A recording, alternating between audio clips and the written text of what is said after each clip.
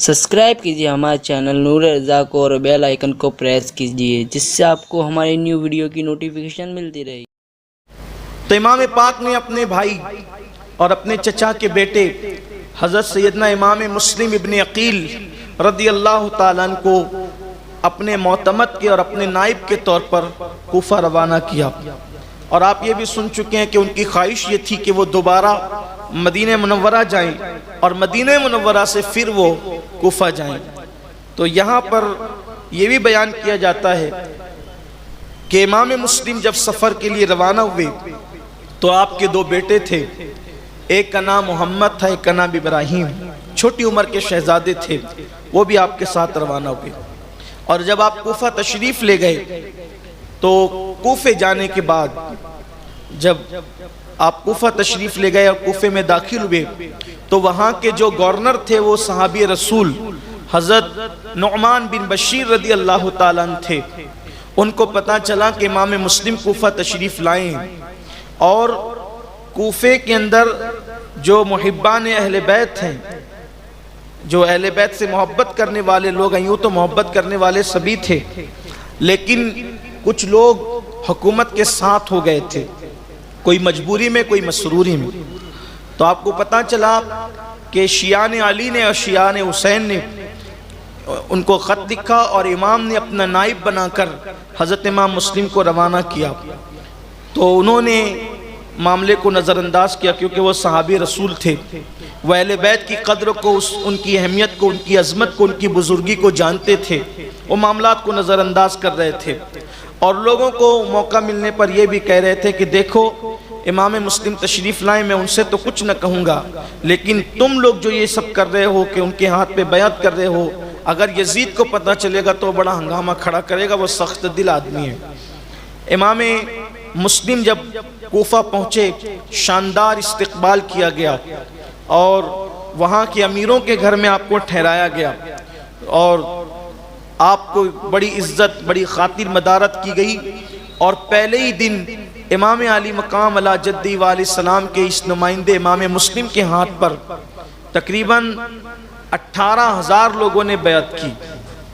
40,000 लोगों की रिवायत भी मिलती है लेकिन बहुत मुहतात जो मौरखीन है उन्होंने लिखा कि 18,000 लोगों ने हज़रत इमाम मुस्लिम के हाथ पर बैत की। और जब बैत पहले दिन कर ली तो इमाम मुस्लिम ने माहौल देखा, हालात देखें कि लोग जोक दर जोक आते हैं और आने के बाद जो है वो इमाम मुस्लिम के हाथ पे बैत करते हैं। तो आपने उसी दिन ख़त लिखा कि इमाम यहाँ के हालात बड़े अच्छे हैं और साजगार हैं और सब लोग आपके मुंतज़िर हैं और रास्ते में गोया के राहों में पलके बिछाए हुए हैं, आप जितनी जल्दी हो सके तशरीफ़ लाएं। इधर हज़रत इमाम मुस्लिम ने ख़त लिखा, इधर ख़त रवाना हुआ और इधर इमाम हुसैन को ख़त रवाना हुआ, उधर यजीद को ख़त रवाना हुआ। जो यजीद के मानने वाले लोग थे उनमें से एक शख्स ने यजीद को ख़त लिखा कि यहाँ इमाम आली मकाम के इमाम हुसैन के नुमाइंदे की हैसियत से हज़रत इमाम मुस्लिम तशरीफ़ लाए हुए हैं, लोग उनके हाथ पर जोक दर जोक बैत करते हैं और अगर तूने जल्दी से किसी को नहीं भेजा, क्योंकि नुअमान बिन बशीर जो है वो कोई कार्रवाई नहीं कर रहे हैं, उनको कोई मना नहीं कर रहे हैं, बड़ी नरमी किए हुए हैं, कोई सख्त आदमी भेजो ताकि वरना तुम्हारे हाथ से कूफा निकल जाएगा और फिर संभालना मामला मुश्किल होगा। उधर जो है वो यजीद के पास ख़त पहुँचा तो यजीद का एक बड़ा मुशीर था, बड़ा करीबी, उसके मुतालिक मौरखीन ने लिखा है कि वो ईसाई था और बाज़ मौरखीन ने उसके बारे में यहूदी लिखा है। बहरहाल वो कुछ भी था लेकिन वो मुसलमान नहीं था, वो गैर मुस्लिम था। उसका नाम था सरजून, मौरखीन ने उसका नाम सरजून लिखा है। यजीद ने सरजून से मशवरा किया कि देखो ऐसे हालात है, मैंने करना क्या है। तो सरजून ने कहा कि सबसे ज़्यादा इस मामले को अगर कोई निपट सकता है तो वो बसरा का governor Ubaidullah Ibn Ziyad, Ubaidullah Ibn Ziyad इब्ने अबी, ये उसका पूरा नाम है, उसके बाप के नाम के साथ उबैदुल्ला इब्ने ज़ियाद इब्ने अबी, ये तारीख़ में पुरानी किताबों में, मतलब ज़ियाद का बेटा उबैदुल्ला और ज़ियाद बेटा उसके बाप का, यानी कि شجرہ نسب دیکھ لیں آپ. مولانا کبھی کبھی شعر پڑھتے ہیں نا کہ ہم نے شجرہ دیکھا ہے دشمنان حیدر کا، ہم نے شجرہ دیکھا ہے دشمنان حیدر کا، ماں کا نام ملتا ہے ولدیت نہیں ملتی. تو یہ کسی کو چڑھانے کے لیے نہیں ہے، یہ ہنسی مذاق کے لیے نہیں، یہ حقیقت ہے. عبید اللہ ابن زیاد ابن ابی، مطلب زیاد ابی اس کے باپ کا بیٹا. تاریخ میں اس کے باپ کا نام جو بڑے پرانے مورخین ہیں انہوں نے نہیں لکھا، اس لیے کہ زیاد جو پیدا ہوا تھا اس کے متعلق مورخین کا کہنا یہ ہے کہ زیاد زنا سے پیدا ہوا تھا، اس لیے لوگوں نے اس کے باپ کا نام نہیں لکھا بلکہ زیاد ابن ابی لکھا. بعد میں پھر پرانے مورخین نے کسی اور کا نام ساتھ میں لکھا ہے. یہ ایک تاریخی بات ہے لیکن اس سے کوئی اختلاف بھی کر سکتا ہے. میں اس کو حتمی طور پر یہ نہیں کہہ رہا ہوں کہ یہ میری تحقیق ہے اس کو مانو، پھر کہتا ہوں میں کوئی محقق نہیں ہوں، لیکن آپ کے سامنے پیش کر دیا. اب آپ اس کو پڑھیے، تحقیق کیجیے، آپ کے لیے راستے کھلیں گے تاکہ آپ کو پتہ چلے گا کہ ایک طرف نسب کی شرافت کتنی ہے. خاندان نبوت کی ہر دور میں خصوصیت یہ رہی ہے کہ خاندان نبوت کا کوئی بچہ لے لیں، اس سے لے کر مولا علی تک آپ کو شجرے جو وہ نظر آئیں گے، بالکل نظر آئیں گے، ہر دور میں نظر آئیں گے، ہر عصر میں نظر آئیں گے، ہر صدی میں نظر آئیں گے، ہر زمانے میں نظر آئیں گے. لیکن دشمنان اہل بیت کے متعلق آپ کبھی یہ چیز نہیں دیکھیں گے، جلدی سے آپ کو یہ چیز نظر نہیں آئے گی. تو عبید اللہ ابن زیاد ان دنوں بصرہ کا حاکم تھا. تو سرجون نے مشورہ دیا کہ یہ سخت دل آدمی ہے، ظاہر سی بات ہے خون میں شرافت نہیں ہوگی، سختی ہی ہوگی، تو وہ سخت دل آدمی تھا. یزید کا خط اس کو پہنچا، ایک کام کرو جلدی سے تم بصرہ سے نکلو اور کوفے جاؤ اور وہاں نعمان بن بشیر کو معزول کرو اور ان کی جگہ تم جا کر کے لو اور اس کے بعد سخت کاروائی کرو، مسلم کو قتل کرو. وہ شہید کیا کہتے تھے؟ مسلم کو قتل کرو، جو اس کا ساتھ دے رہے ان کو قتل کرو اور سخت سے سخت کاروائی کرو، کسی کی کوئی رعایت مت کرو. جیسے ہی اس کو جو ہے وہ یہ خط ملا، اس نے جلدی جلدی تیاری شروع کی، اپنی جگہ اپنے بھائی کو اس نے مقرر کیا اور پھر جو ہے وہ بصرہ سے وہ اپنے گھر والوں کو لے کر اور اپنے چند ساتھیوں کو لے کر، جس میں کم و بیش 50 کے اوپر تعداد مورخین نے لکھی ہے، وہ لے کر کے روانہ ہوا. اور پھر جو راستہ حجاز کی طرف سے آتا تھا اس نے راستے میں جو ہے وہ اپنے گھر والوں کو روکا اور چند لوگوں کو لے کر کے حجازی لباس پہن کر اور اپنے چہرے پر اور اپنے سر پر جو ہے وہ رومال ڈال کر وہ مغرب اور عشاء کے درمیان کوفہ کے اندر داخل ہوا. اس لومڑی صفت انسان کی اس میں چال بازی یہ تھی کہ اگر میں حجاز کے راستے سے مغرب اور عشاء کے درمیان داخل ہوں گا، چونکہ لائٹ کا دور نہیں تھا، وہ دور تو چراغوں کا دور تھا، تو مغرب اور عشاء کے درمیان اندھیرا ہوگا، کوئی مجھے پہچان نہیں سکے گا، اس طرح سے میرا داخل ہونا آسان ہوگا. اور پھر وہ بھی حجازی لباس کے اندر، عربی لباس کے اندر جب وہ جائے گا تو لوگ سمجھیں گے کہ امام حسین ابن علی تشریف لائیں. اور ہوا بھی ایسا، اس کا تیر نشانے پر لگا اور جب وہ حجازی لباس میں حجاز کے راستے سے کوفہ میں داخل ہوا تو پورا مجمع اکٹھا ہو گیا. سب نے مرحبا بکا یا ابن رسول، مرحبا بکا یا ابن رسول، یہ نعرہ لگانا شروع کیا. اور پھر اس کے بعد وہ سب کو گھورتا جاتا کہ کون کون نعرے لگا رہا ہے. ایک دیوانہ وار کوفہ والے ایک جشن کا سما بن گیا اور گویا کہ ایک جلوس کی شکل بن گئی اور سب لوگ نعرہ لگاتے رہے. لیکن لوگوں کو حیرت یہ تھی کہ ہم سلام کرتے ہیں تو امام حسین خلاف معمول ہمارے سلام کا جواب نہیں دیتے، ہم اتنے جذبات کا جوش کا اظہار کرتے ہیں لیکن ادھر سے کوئی جذبات اور زور کا اظہار نہیں ہے، آخر یہ کیا ماجرا ہے. اور پھر وہ بڑھتا رہا، آخر کار یہ ہوا کہ وہ جو ہے وہ امام مسلم جہاں مقیم تھے اس طرف سواری بڑھنے کی بجائے کوفہ کے گورنر ہاؤس کی طرف، دارالعمارت کی طرف وہ سواری بڑھنے لگی. تو اب لوگوں کو جو ہے وہ شک جو یقین میں بدلنے لگا اور پھر لوگوں نے غور سے دیکھا تو کہا یہ ابن رسول تو نہیں ہے، یہ تو ابن مرجانہ ہے. لوگوں نے جو ہے وہ اس کے متعلق یہ کہا اور پھر لوگ چھٹتے چلے گئے. اور پھر جب وہ کوفہ کے इमारत में गवर्नर हाउस में दाखिल हुआ तो उसने सबसे पहले काम ये किया, सहाबी रसूल हजरत नुमान बिन बशीर रदी अल्लाह ताला अन्हु को उसने माजूल कर दिया। हजरत नुमान बिन बशीर को माजूल करने के बाद फिर वो गवर्नर बन बैठा और फिर उसने मुनादी करा दी कि कूफा के जितने बड़े बड़े लोग हैं, उमरा है, वो सब के सब मस्जिद में जमा हो जाएं। वो सब मस्जिद में जमा हुए। उसने खुतबा दिया कि तुमने मुस्लिम को पनाह दे रखी है और मैंने सुना है कि तुम उसकी बैत को इमाम हुसैन के हवाले से जो है वो बैत उसके हाथ पर करते हो, और यजीद इसको सुन करके बड़ा नाराज हुआ है और उसने मुझे सख्त कार्रवाई करने का हुक्म दिया है। अब मैं सख्त से सख्त कार्रवाई करूंगा, किसी की रियायत नहीं करूंगा। इस तरीके से उसने धमकी दी और धमकी देने के बाद जो वहां के उमरा थे उनको वो उठाने लगा। जब ये बात हज़रत इमाम मुस्लिम रदी अल्लाह ताला अन्हु को पहुंची तो आप जहां मुकीम थे आपको पता चला कि इब्न ज़ियाद बदनिहात बानी फसाद वो बदबख्त आया हुआ है और उसकी तकरीर से कूफा वाले मुतासिर हो गए हैं। तो हज़रत मुस्लिम इब्न अकील का जहां क़याम था आप वहां से निकले और निकलने के बाद आपने अपने बच्चों को मौलाए कायनात के शागिर्द हज़रत काजी शुरे के हवाले किया और आप खुद जो है मुहिब्बे अहले बैत हज़रत हानी इब्ने उरवा के घर तशरीफ़ ले गए।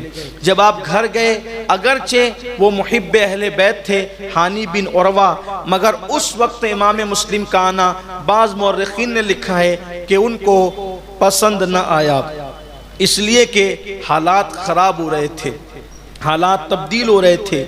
तो बहरहाल लेकिन इमाम मुस्लिम तशरीफ़ लाए तो उन्होंने अपने घर में रखा और उनको सब सूरत हाल से आगाह किया। चूँकि हज़रत हानी इब्ने उरवा जो थे वो एक मशहूर आदमी थे और इनका असर रसूख भी था, इब्ने ज़ियाद से इनके ताल्लुकात भी थे, ये सारी चीज़ें थी। अब हज़रत हानी ने उनको अपने घर में छुपाया और ख़ुद जो है वो दरवाज़े पर बैठे रहते।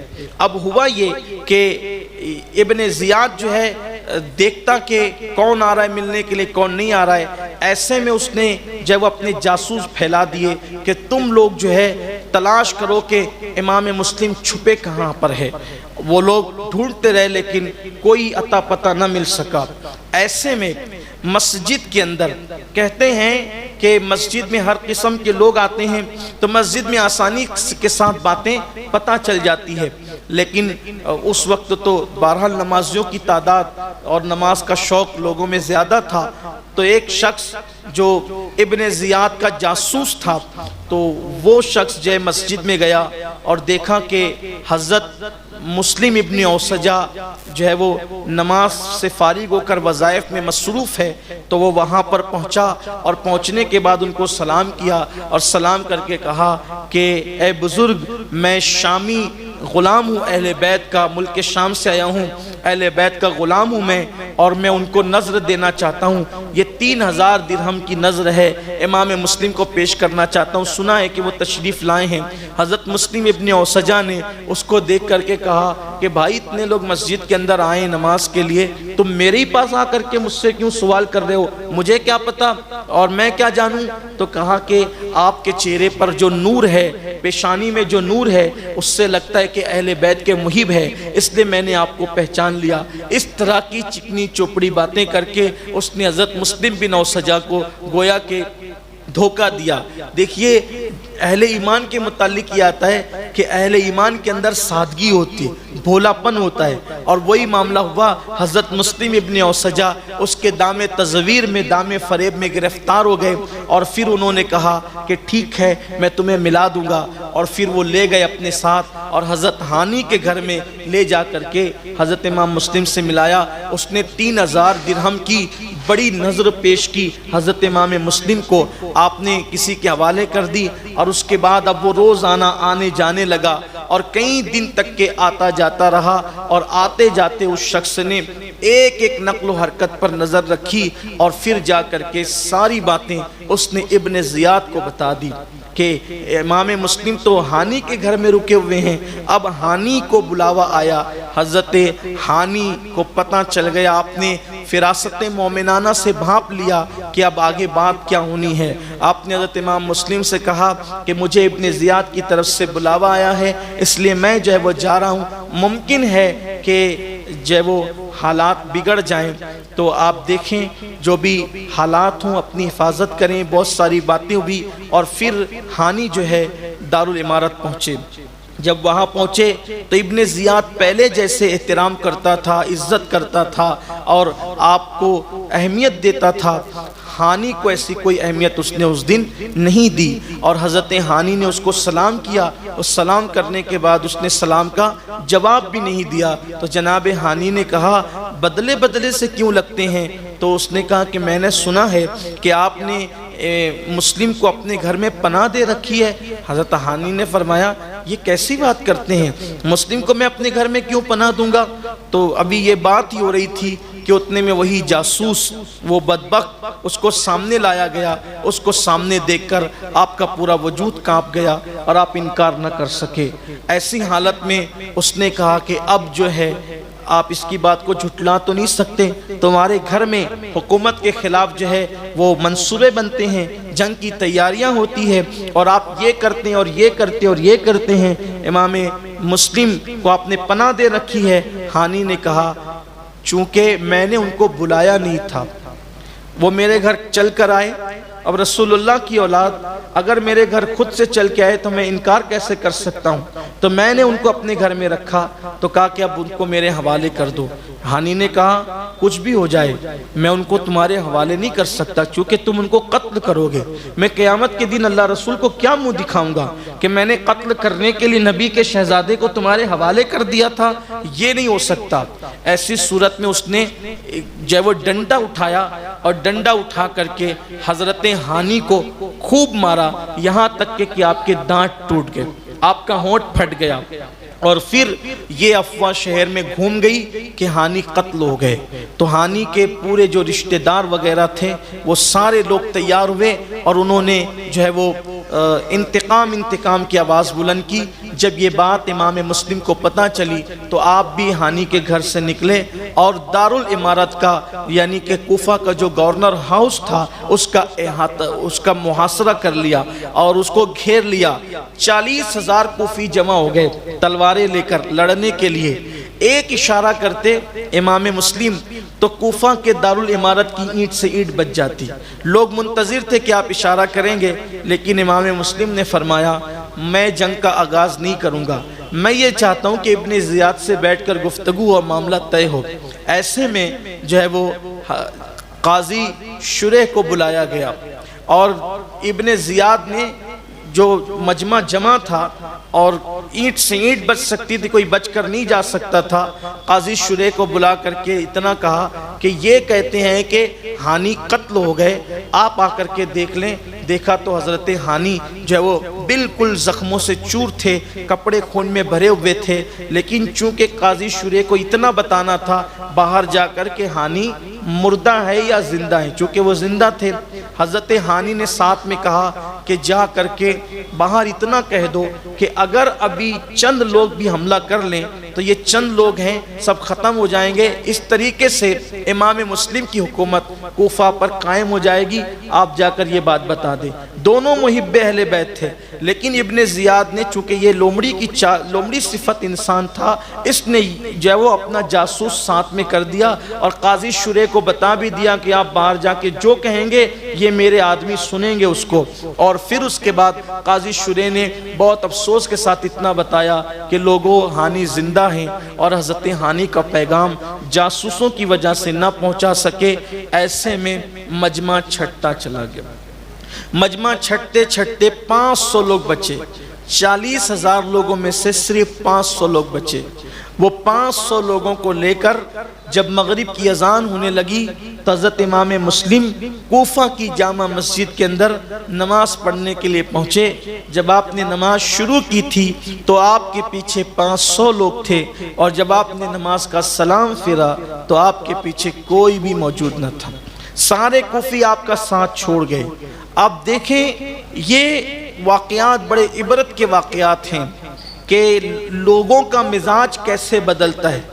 دولت کی وجہ سے، اقتدار کی وجہ سے، مال کی وجہ سے، ڈر کی وجہ سے، خوف کی وجہ سے وہ کوفی لا یوفی تھے، وہ سب کے سب ساتھ چھوڑ گئے. 540,000 تھے، 40,000 میں سے 500 بچے، 500 میں سے سب ساتھ چھوڑ گئے۔ مغرب کی نماز کا سلام پھیرا، امام مسلم نے دیکھا دل سے ہونک اٹھنے لگی۔ اپنا کوئی خیال نہ تھا، اپنی کوئی فکر نہ تھی، فکر تھی تو حسین پاک اور آل حسین پاک کی کہ میں تو خط لکھ چکا ہوں کہ آپ جلدی سے آئیں۔ وہ میرا خط دیکھ کر کے جلدی نکلیں گے، اب یہاں آئیں گے، یہ تو سب ساتھ چھوڑ چکے۔ امام مسلم نے نماز مکمل کی اور نماز مکمل کرنے کے بعد دیکھا تو سارے کوفیوں کے دروازے مغرب کی نماز کے بعد ہی بند ہو چکے تھے۔ جس کو بلایا تھا بڑے واسطے دے کر، جس کو بلایا تھا بڑی بڑی باتیں کر کے، آج اس کو بے یار و مددگار چھوڑ دیا۔ گویا کہ کوئی کہنے والا کہہ رہا تھا، کوفیوں تم نے جو ساتھ چھوڑا ہے، تمہاری بد عہدی کی، بے وفائی کی مثال قیامت تک منبروں سے پڑھی جائے گی، اور تمہاری بے وفائی قیامت تک بیان کی جائے گی۔ سارے دروازے بند ہیں۔ امام مسلم جو ہے نکلتے ہیں، جنہوں نے مہمانیاں کی تھی، جنہوں نے جو ہے وہ نعرے لگائے تھے، جنہوں نے بیعتیں کی تھی، سب غائب تھے۔ امام مسلم نے سوچا کیا کریں، حتیٰ کہ اب امام مسلم کی پوزیشن یہ تھی کہ امام مسلم کو پینے کے لیے پانی تک میسر نہ تھا۔ ایسے میں امام مسلم کوفہ کی ایک گلی میں چل پڑے تو وہاں کیا دیکھا کہ ایک عورت تھی، اس کا نام توعا تھا، اس کے بیٹے کا نام بلال تھا، اور وہ بلال جو تھا وہ ابن اشعث کا گرگا تھا۔ تو ایسی حالت میں اس کا بیٹا چونکہ آج گھر نہیں آیا تھا تو وہ بیٹے کے انتظار میں دروازہ کھول کر، اکلوتے بیٹے کے انتظار میں دروازہ کھول کر کے بیٹھی تھی کہ میرا بیٹا آئے گا تو میں اس کو گھر میں لے کر دروازہ بند کر لوں گی۔ امام مسلم نے اس بوڑھی عورت کو، توعا کو جو ہے وہ دیکھا تو اس کو سلام کیا، اس نے سلام کا جواب دیا۔ امام مسلم نے کہا مائی کیا تم مجھے پانی پلا سکتی ہو؟ ساقی کوثر کا نواسا آج کسی سے پانی مانگنے پہ مجبور ہو گیا ہے، کہا آپ مجھے پانی پلا سکتی ہو؟ اس عورت نے اندر گئی، پانی لا کر پیش کیا۔ امام مسلم نے بیٹھ کر پانی پیا، پانی پی کر بیٹھے رہے۔ اس خاتون نے کہا اے جوان، پانی پی لیو، اپنے گھر جاؤ، اٹھو اور گھر جاؤ، حالات آج کل شہر کے اچھے نہیں ہیں، گھر جاؤ۔ امام مسلم نے کوئی جواب نہیں دیا، سر نیچے کر لیا، پھر کہا میں نے کہا نا تم گھر نہیں جاتے، گھر جاؤ، حالات شہر کے اچھے نہیں ہیں۔ امام مسلم پھر چپ بیٹھے رہے، کہا عجیب ہے آپ، پانی آپ پی چکے، اور حاجت ہے پانی تو پانی پلا دوں یا آپ گھر جاتے ہیں؟ امام مسلم نے کہا مائی یہاں میرا کوئی گھر نہیں، یہاں میرا کوئی گھر نہیں ہے، آج میں بے گھر ہوں۔ اور تو اس خاتون نے کہا کون ہے؟ کہا میں مسافر ہوں، مدینے کا رہنے والا ہوں، میں عقیل کا بیٹا مسلم ہوں۔ وہ سراپا حیرت سے دیکھنے لگی اور تعجب بن کر، سراپا تعجب بن کر حیرت سے دیکھنے لگی، آپ ہی مسلم بن عقیل ہیں؟ وہ اہل بیت کی محب تھی۔ اس نے کہا امام میرے گھر آئیں، میرے گھر میں رہیں، آپ کیسے کہتے ہیں کہ میں بے گھر ہوں؟ یہ تو گھر آپ بھی کا ہے۔ اور وہ گھر میں لے گئی، آپ کے سامنے کھانا پیش کیا، آپ روتے رہے، کھانا نہیں کھایا، اس لیے کہ ایک ہی خیال تھا کہ میں نے خط لکھ دیا ہے، امام آئیں گے ان کے ساتھ کیا ہوگا؟ ان کے ساتھ عورتیں ہیں، چھوٹے چھوٹے بچے ہیں، ننھے ننھے بچے ہیں، ان کا کیا ہوگا؟ یہ ظالم کسی پر رحم نہیں کریں گے، یہی بار بار خیال آتا تھا۔ اب کوئی تھا بھی نہیں کہ کسی قاصد کے ہاتھ سے روانہ کریں اور بھیجیں کہ بھئی آپ نہ آئیں، منع کر دیں، کچھ نہیں تھا، بظاہر بے یار و مددگار ہیں۔ ایسے میں امام مسلم جو ہے وہ محو استراحت ہو گئے۔ اس کا بیٹا بلال آیا، توعا کا بیٹا، تو اس نے امام مسلم کو دیکھا تو بڑھیا نے کہا بیٹا آج تو ہمارے نصیب جگے، آج ہمارے مقدر جگے، آل رسول آج ہمارے گھر آئے۔ حضرت امام فخر الدین رازی نے اس آیت مبارکہ کی تفسیر میں لکھا، اللہ پاک قرآن میں فرماتا ہے ما کان اللہ لیعظمہم وانت فیہم، کہ محبوب جب تک تم ان کے درمیان ہو اللہ ان پہ عذاب نازل نہیں کرے گا۔ امام رازی فرماتے ہیں کہ جہاں آل رسول آ جاتے ہیں گویا کہ وہاں رسول آ جاتے ہیں، آل رسول کی موجودگی گویا کہ رسول اللہ کی موجودگی ہے، یہ امام رازی فرماتے ہیں۔ تو اس خاتون نے کہا ہمارے مقدر جگہ، اپنی زبان میں کو ہمارے بھاگ جگہ کہ آج ہمارے گھر نبی کے شہزادے آل رسول تشریف لائے ہوئے ہیں، نبی کی آل تشریف لائے ہوئے، نبی کے خاندان کے فرد تشریف لائے ہوئے ہیں۔ اس نے سنا تو چونکہ وہ ابن اشعث کا گرگا تھا، اس نے وہ تو خوش ہوا کہ بھائی یہ تو ابن زیاد تو ان کو ڈھونڈ رہا ہے اور یہ ملتے نہیں ہے، اور ابن اشعث جو ہے وہ ابن زیاد کی تحریک پر، اس کے فرمان پر یہ ڈھونڈنے میں لگا ہوا ہے، تو وہ جلدی سے صبح کا انتظار کرنے لگا، اور صبح جا کر اس نے سب ابن اشعث کو کہا۔ ابن اشعث کا مطلب محمد ابن اشعث ابن قیس۔ یہ کون لوگ ہیں؟ آگے کی جو نشست گزر چکی، یہ محمد بن اشعث کا ذکر بھی گزرا، اشعث بن قیس کا ذکر بھی گزرا، یہ سارے نام آپ کے ذہن میں ہوں گے اور آپ کو پتا ہوگا کہ ہوا کیا ہے۔ تو میرے آقا صلی اللہ علیہ وسلم کے دیوانوں، میں اس کو ابن اشعث بار بار اس لیے کہوں گا کہ محمد بن اشعث اس کو کہنا اچھا نہیں لگتا، کیونکہ محمد تو میرے محبوب کا نام ہے۔ وہ بدبخت ابن اشعث جو ہے، اب اس کو میں اس نام مبارک سے کیسے پکاروں، اس لیے مجھے ٹھیک نہیں لگتا، اس لیے اب آپ سمجھ لیں گے ابن اشعث کا مطلب کیا ہے۔ ابن اشعث کے پاس جب بلال نے بات پہنچائی تو ابن اشعث جا کر کے ابن زیاد کو کہا۔ ابن زیاد نے جو ہے وہ فوج بھیجی امام مسلم کو گرفتار کرنے کے لیے۔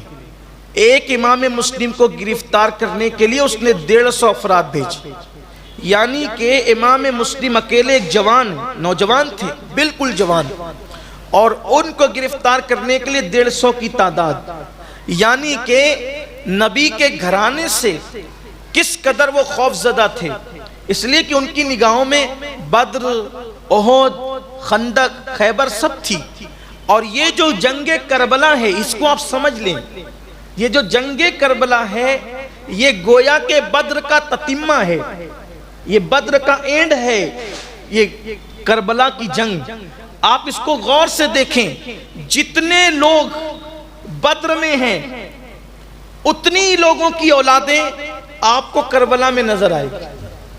آپ غور فرما لیں، غور سے دیکھ لیں آپ، یعنی وہاں جو لوگ لیڈ کر رہے تھے بدر میں کافروں کی جماعت کو، یہیں پر کربلا کو وہی لوگ لیڈ کر رہے ہیں، اور جو لوگ وہاں رسول اللہ کے ساتھ تھے گویا کہ بدر کو لیڈ کر رہے تھے، وہی ان کی اولادیں یہاں آپ کو نظر آئے گی۔ آپ دیکھتے نہیں ہیں، ہمارے بعض بزرگوں نے اپنی کتابوں میں لکھا کہ بدر میں 70 کافروں کو مارا گیا، اکیلے 35 کافروں کو مارنے والی ذات مولا علی کی ہے۔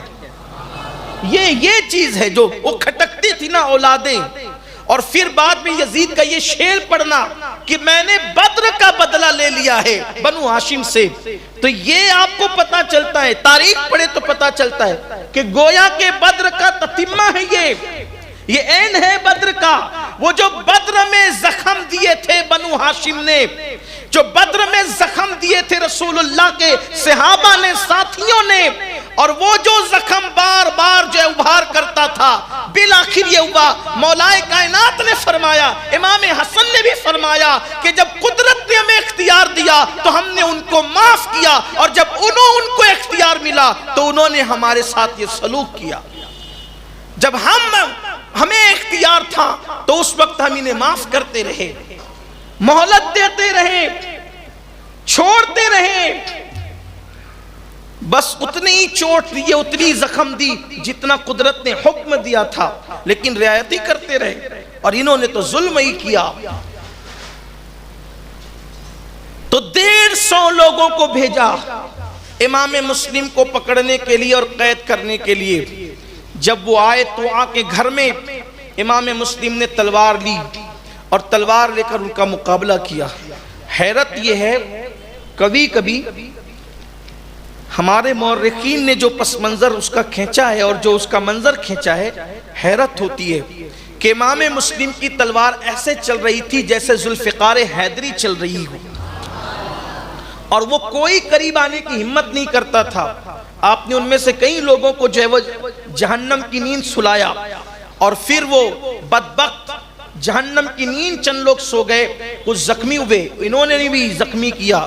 جب مقابلہ نہیں کر سکے تو چھت پہ چڑھ گئے اور وہاں سے کبھی پتھر پھینکتے، کبھی لکڑی پھینکتے، کبھی آگ پھینکتے۔ حضرت امام مسلم آخر ایک آدمی تھے، لڑتے لڑتے تھک گئے، تو ایسے میں ابن اشعث نے کہا کہ ہم آپ کو امان دیتے ہیں، آپ ابن زیاد کے پاس چلیں۔ ابن اشرت نے کہا ہم آپ کو امان دیتے ہیں، آپ چلیں ابن زیاد کے پاس، اس سے گفتگو کریں، معاملے کو حل کریں۔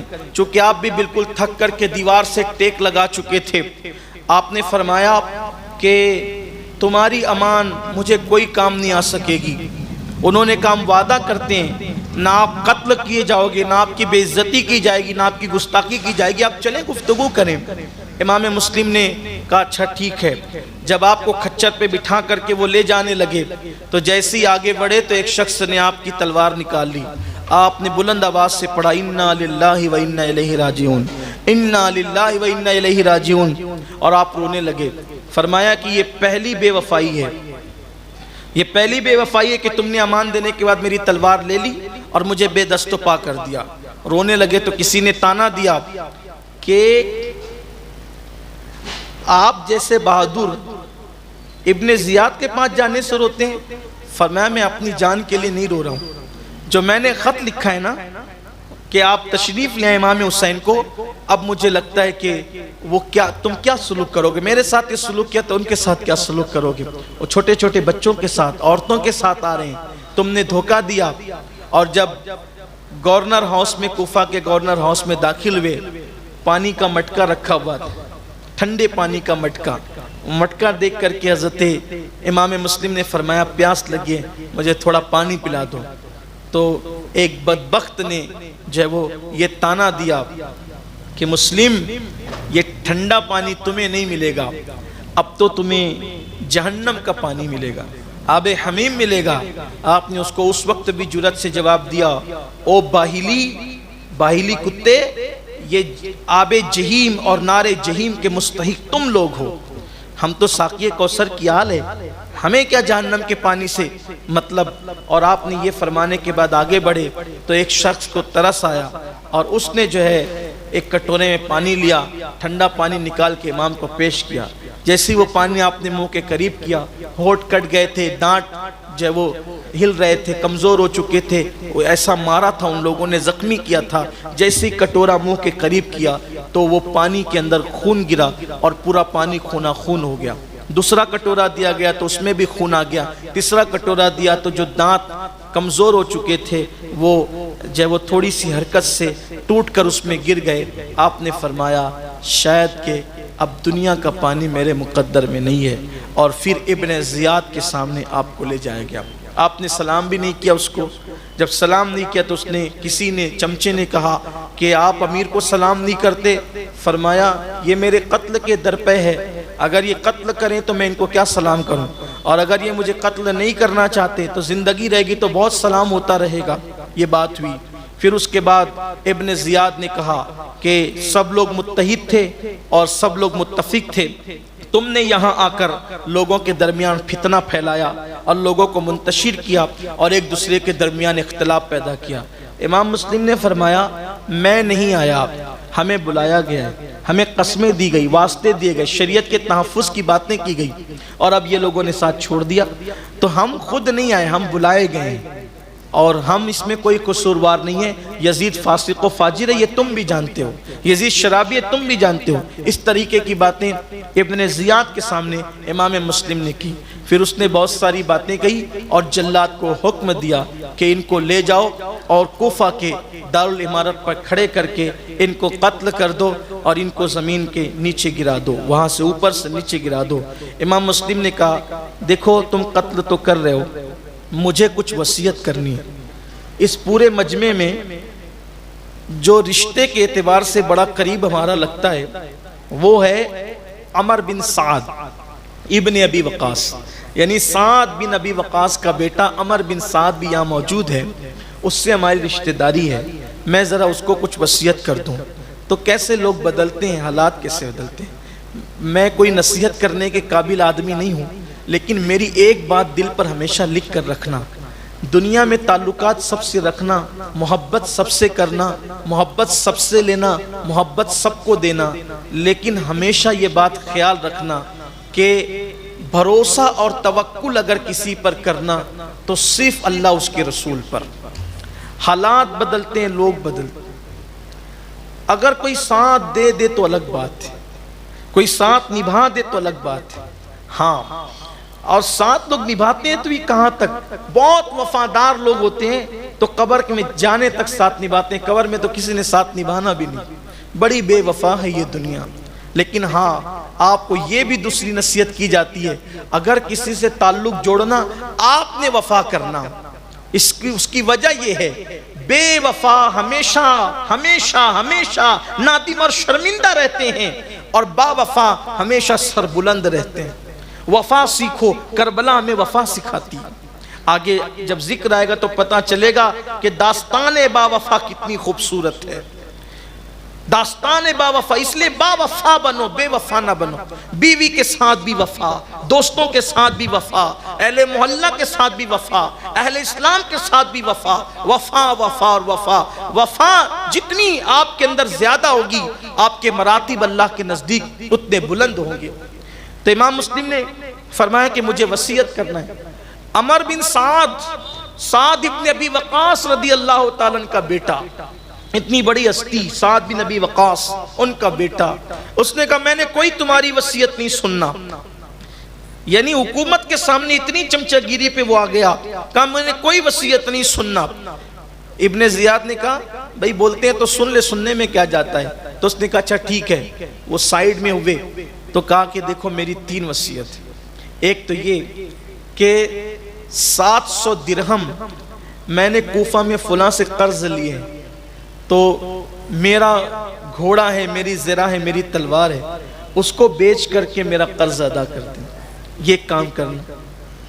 دوسری وصیت یہ ہے کہ امام حسین کو میں نے خط لکھا ہے کہ حالات اچھے آپ جلدی سے آ جائیں، تو وہ آئیں گے، میرا خط پڑھ کر تو ضرور آئیں گے۔ ایک کام کر دو، ان کو اطلاع کر دو کہ خدا کے لیے وہ نہ آئیں، کم سے کم میری شہادت ہو رہی ہے تو ان کے ساتھ تو یہ دھوکہ نہ ہو، وہ وہیں رک جائیں جہاں ہے۔ اور تیسری وصیت یہ ہے کہ جب مجھے شہید کر دیا جائے تو میرا جسم مجھے لے کر کے مجھے قبر میں دفن کر دینا، اس کی بے حرمتی مت ہونے دینا۔ یہ 3 کام میرے کرنا، اتنا خیال کرنا۔ جیسے ہی وصیت کر کے ادھر آئے تو عمر بن سعد نے ابن زیاد کو ساری باتیں بتا دی، تو اس نے ہنس کے کہا کہ مسلم نے وصیت بھی کی تو ایسے خائن کو کی، ایسے خیانت والے کو کی کہ اس نے ساری وصیت اوپن کر دی۔ اب رہی بات یہ کہ گھوڑا وغیرہ تو سب ہماری ملکیت میں، ہم تمہیں نہیں دیں گے۔ دوسری بات یہ کہ حسین یہاں آئیں گے تو ہم ان کو جو کرنا چاہیں گے ان کے ساتھ کریں گے، نہیں آئیں گے تو کوئی معاملہ ہی نہیں ہوگا۔ اور تیسری بات یہ ہے کہ جو جسم ہے میں اس کے متعلق تمہاری ایک نہ سنوں گا، مجھے جو کرنا ہے میں وہی کروں گا۔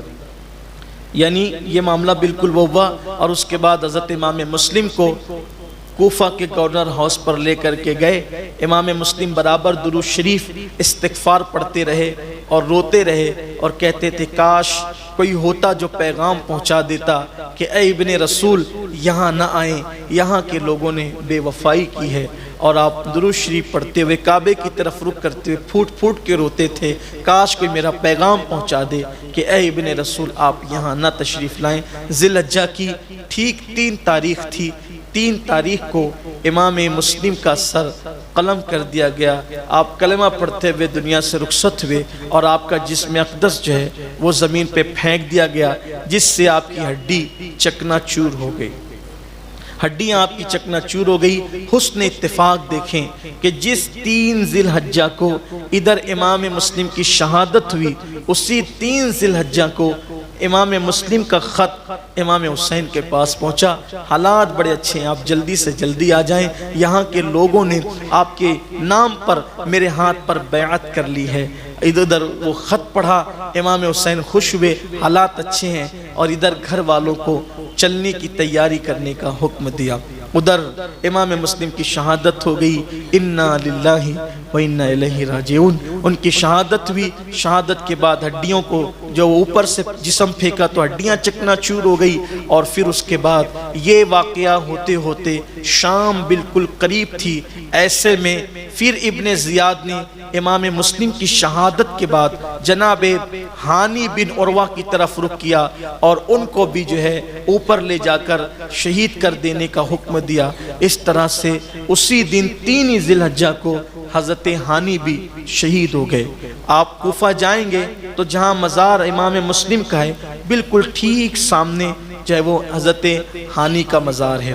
اب یہ 3 ذی الحجہ کی جو ہے وہ شام تھی، وہ گویا کہ کیسی خون آشام شام تھی کہ افق کی سرخی سے پہلے یا شفق کی سرخی سے پہلے، شفق کی سرخی سے پہلے جو ہے گویا کہ وہ رات خون سے رنگین ہوئی چلی جاتی تھی۔